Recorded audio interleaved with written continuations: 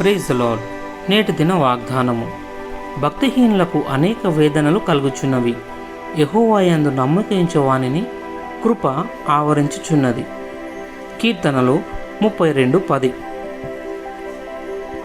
శత్రువు మనలో అనుమానం, భయం, నిరాశ మొదలగు అగ్నిబాణాలను నలువైపుల నుండి వేస్తున్నప్పుడు వాటిని ఎదుర్కొని ఆర్పుటకు నీవు నూతన డాలు పట్టుకోవాలి.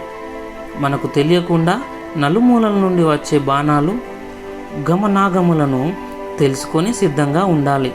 క్రైస్తవ జీవితానికి పునాది అయిన గట్టి విశ్వాసాన్ని ఎంతో సాధన చేయాలి. విశ్వాసం లేని క్రైస్తవుడే కాదు.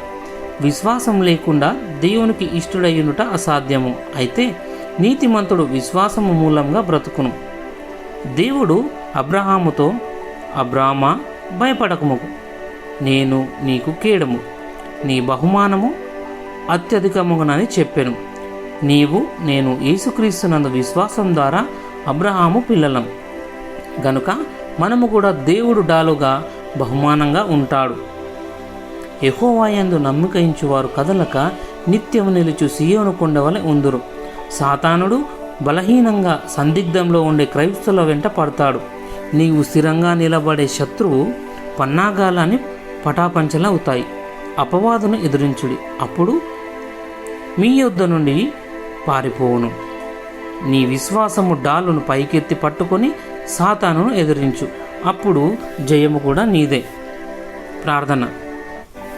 తండ్రి, నీవు నా డాలుగా బహుమానంగా ఉన్నందుకు వందనాలు. ప్రభువా, నేను శత్రువు వేసే పన్నాగాలకు లొంగకుండా స్థిరంగా నిలబడినట్లు నా విశ్వాసాన్ని పెంపొందించమని అడుగుచున్నాను. యేసు పరిశుద్ధ నామంలో ప్రార్థిస్తున్నాను.